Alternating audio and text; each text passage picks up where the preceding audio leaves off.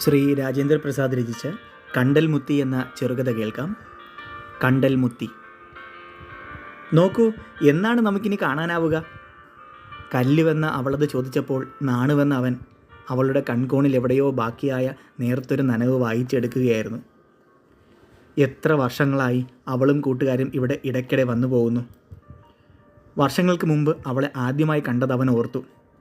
ഒരു ഗ്രീഷ്മകാല സന്ധ്യയിൽ മാലാഖയുടേതുപോലെ മൃദുലമായ വെള്ളയിൽ പൊതിഞ്ഞ് ഇളം കാറ്റിലത് വിടർത്തിയാടി. അങ്ങനെ ഒരു കള്ളനെപ്പോലെ സൂര്യൻ കായൽ പരപ്പിലേക്ക് ഒലിച്ചിറങ്ങുന്നതിന് നിമിഷങ്ങൾ മാത്രം ബാക്കി നിൽക്കെ ഇളം ചുവപ്പിൽ പൊതിഞ്ഞു നിന്ന് അവളോട് അവനൊരിഷ്ടം തോന്നി. ഓളെയൊന്ന് പരിചയപ്പെടണം.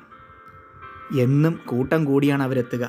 കുറച്ചുനാൾ ഇവിടെ അങ്ങനെ കൂടും, പിന്നെ അടുത്ത തമ്പിലേക്ക്.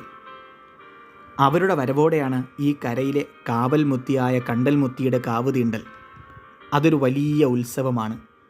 ഉത്സവത്തിന് മുമ്പ് ചതുപ്പിലെ ചെടികളിൽ പൂക്കൾ നിറയും.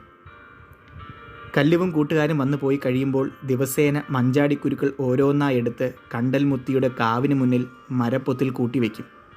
മഞ്ചാടിക്കുരുക്കൾ 300 കഴിയുമ്പോൾ ഗ്രീഷ്മകാലത്തിൻ്റെ വരവായി. ഇനി എപ്പോൾ വേണമെങ്കിലും കല്ലുവും കൂട്ടുകാരും എത്താം. അവൾ എത്തിക്കഴിഞ്ഞാൽ ദിവസങ്ങൾ നീണ്ട കഥ പറച്ചിലാണ്. അവൾ കണ്ട നാടുകൾ, ആളുകൾ, കാടുകൾ, മലകൾ, കുന്നുകൾ, അരുവികൾ, പാടശേഖരങ്ങൾ. അവളുടെ കഥയ്ക്കൊപ്പം ചതുപ്പും അതിനപ്പുറത്തെ 14 നിലകളുള്ള കോടതിയും കായലും നഗരവും കടന്ന് നാണുവും കൂട്ടുകാരും നാടുകൾ കണ്ടു. വർഷങ്ങൾ കഴിയുന്തോറും അവളുടെ കഥയിൽ നിന്ന് കുന്നുകളും മലകളും അരുവികളും മഴയും വഴിമാറുന്നതും പകരം വലിയ കെട്ടിടങ്ങളും മുന്തിയ കാറുകളും കയറി വരുന്നതും അവൻ കണ്ടു. അതെല്ലാം ഒന്ന് കാണണമെന്നും ഈ ചതുപ്പിൻ്റെ ലോകത്തു നിന്ന് ഒന്ന് പുറത്ത് കടക്കണമെന്നും അവന് ആശ തോന്നി. അവളെപ്പോലെ തനിക്കും നാട് ചുറ്റാൻ കഴിഞ്ഞിരുന്നെങ്കിൽ. അങ്ങനെ ഇരിക്കെയാണ് മതിലുകൾ പൊളിച്ച് മുന്തിയ തരം കാറുകൾ വിശ്രമിക്കാനായി കണ്ടൽ മുത്തിയുടെ കാവിന് മുന്നിലെ സ്ഥലം വലിയ ഏമാന്മാർ അളന്നു തിരിച്ചത്. അളവ് ചങ്ങലകളുടെ ശബ്ദവും മതിലുകളുടെ തകർച്ചയും നാടുവിൻ്റെയും കൂട്ടുകാരുടെയും ഉറക്കം കെടുത്തി. ഉറക്കം തൂങ്ങിയ കണ്ണുകളുമായി അവൻ കല്ലുവിനെ കാത്തിരുന്നു. കല്ല് വരുവാനായി അവൻ കണ്ടൽ മുത്തിക്ക് മുളപ്പൂ കൊണ്ടുള്ള പായസം നേർന്നു. പതിവിലും വൈകിയാണ് ഇത്തവണ ഗ്രീഷ്മം വന്നത്. കണ്ടൽ ചെടികൾ പൂത്തുലഞ്ഞത്. കല്ലുവും കൂട്ടുകാരും എത്തിയതും വൈകിയാണ്. വൈകുന്നേരത്തെ സവാരിക്കിടയിൽ അവൾ പറഞ്ഞ കഥകളിൽ നിറയെ ദുരന്തങ്ങളായിരുന്നു.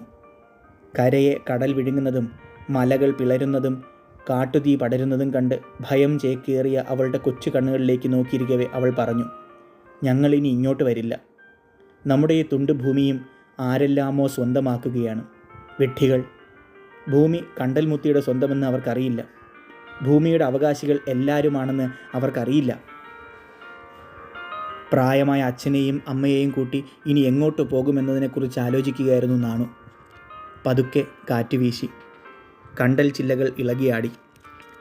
കാറ്റിലാടുന്ന ഒരു ചക്കരക്കണ്ടലിൻ്റെ ചോട്ടിലിരുന്ന് കല്ലു വിളിച്ചു പറഞ്ഞു, നാണു, ഞങ്ങളിപ്പോൾ ഇറങ്ങും.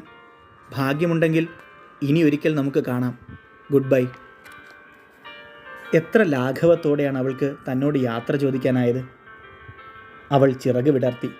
ചുണ്ടുകൾ കൊണ്ട് സ്വന്തം ചിറകിൽ കൊത്തിപ്പറിച്ചു. പിന്നെ മുമ്പേ പറന്നുയർന്ന വീട്ടുകാർക്കൊപ്പം എത്താനായി അവളും പതുക്കെ മേലോട്ട് പറന്നു. അവർക്കൊപ്പം എത്താനായി അവനും ചതുപ്പിലൂടെ ചാടിച്ചാടി നടന്നു. അവൾ കോടതിക്കപ്പുറം പുതുതായി പണിത കെട്ടിട സമുച്ചയത്തിന് മുകളിൽ ഒരു പൊട്ടുപോലെ തലചെരിച്ച് അവൾ തന്നെ ഒന്ന് തിരിഞ്ഞു നോക്കിയോ? ദൂരെ മുകളിൽ നിന്ന് എന്തോ ഒന്ന് അവൾ തനിക്കായി താഴെ എറിഞ്ഞുവോ? അത് സ്വന്തമാക്കുവാനായി അവൻ അത് വീണ 14 നിലകളുള്ള പുതിയ കെട്ടിട സമുച്ചയത്തിലെ മുറ്റത്തെ ലക്ഷ്യമാക്കി ചാടി നീങ്ങി. ടൈൽസ് വിരിച്ച മുറ്റത്തെ ചെടിച്ചട്ടിയുടെ മറവിൽ നിന്ന് അവനത് കണ്ടു. അത് അവളുടെ വിസർജ്യമായിരുന്നു. പെട്ടെന്ന് തണുത്ത കാറ്റ് വീശി. കണ്ടൽക്കാള് ഇടകിയാടി. കാറ്റിനൊപ്പം അവൻ്റെ ചാട്ടത്തിന് വേഗത കൂടുകയും കാലുകൾക്ക് പകരം ചിറക് മുളയ്ക്കുകയും അവനും അവൾക്കൊപ്പം പറന്നുരുകയും ചെയ്തു. പുറകെ കണ്ടൽ മുത്തിയുടെ പ്രജകൾക്കൊപ്പം തൻ്റെ പ്രായമായ അച്ഛനും അമ്മയും തനിക്ക് പിന്നാലെ ചിറക് വിടർത്തി പറന്നെത്തുന്നത് ഒരു സ്വപ്നത്തിലെന്ന പോലെ അവൻ കണ്ടു. അപ്പോഴും ഒഴുകിയെത്തിയ നനുത്ത കാറ്റിനൊപ്പം ശീതീകരിച്ച മുറിയിൽ നിന്നുയർന്ന മരവിച്ചെത്തിയ ഒരു വിധി തീർപ്പിൻ്റെ ശബ്ദം അശരീരി പോലെ അവരെ പിന്തുടരുന്നുണ്ടായിരുന്നു. ഈ കുടിയൊഴിപ്പിക്കൽ ഒരിക്കലും അവരുടെ അവകാശങ്ങളുടെ മേലുള്ള ലംഘനമാകുന്നില്ല.